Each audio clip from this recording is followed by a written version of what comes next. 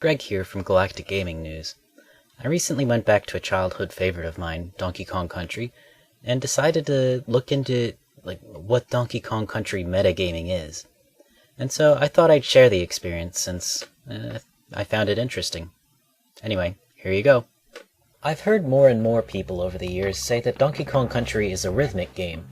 In all my time with the game as a child, I never had that experience. However, others would have it that bouncing on enemies and shooting DK out of barrels provides a satisfying rhythmic experience. For instance, I've heard claims that Donkey Kong Jungle Beat's combo-based gameplay finds its inspiration in Donkey Kong Country.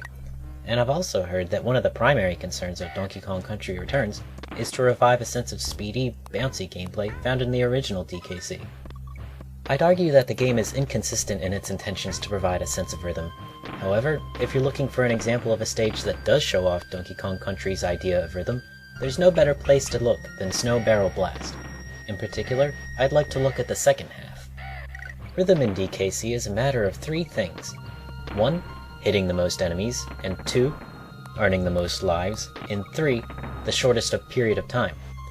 This means that your goal will often be finding a way to bounce off of the most enemies possible without letting up on the right arrow of the control pad. The lives will take care of themselves. This plan will net you plenty of bananas and balloons. Wait, John Boy, take us back to just before the last Necky, and slow down the footage to a fourth. Pause. Donkey Kong is certainly low enough here that he should have either missed the Necky entirely, or at least taken damage from contact.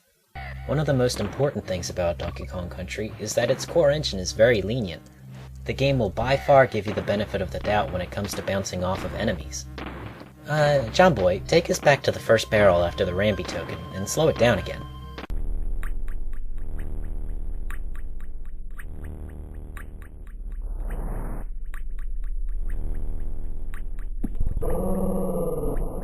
Pause. Here's another instance of the engine being lenient. You can see here I'm a frame late on firing the barrel. It's already pointing down. Yet, when I hit the B button, Donkey Kong fires out straight. These barrels spin fast enough that you can't just hit the B button when you see that they're facing in the right direction. Your reaction time won't be fast enough.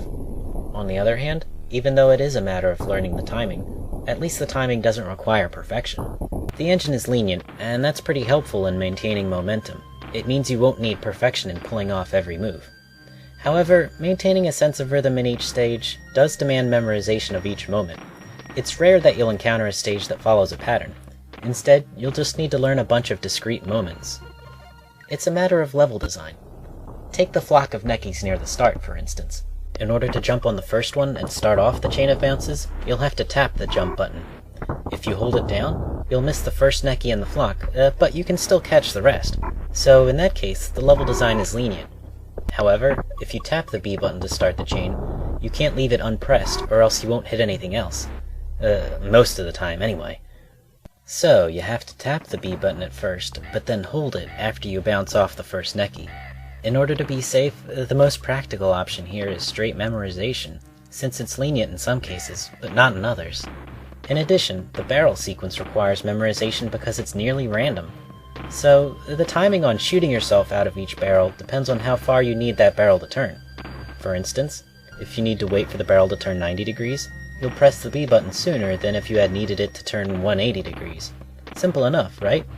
So, let's take a look at how many degrees you need each barrel to turn.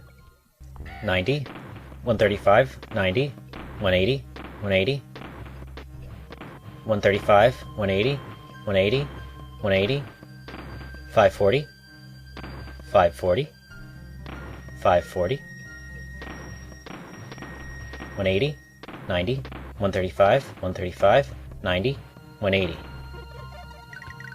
Now, that went a little fast, so let's look at it again, but slower this time. 90, 135, 90, 180, 180,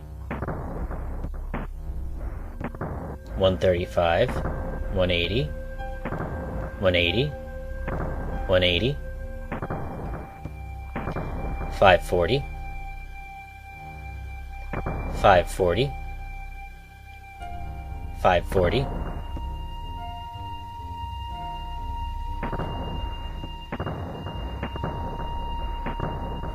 180, 90, 135, 135, 90, and 180.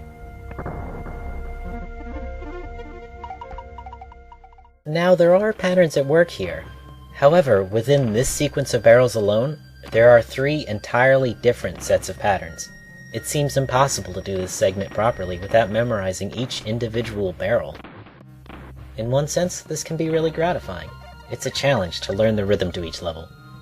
Personally though, I find gameplay more satisfying when it revolves around patterns.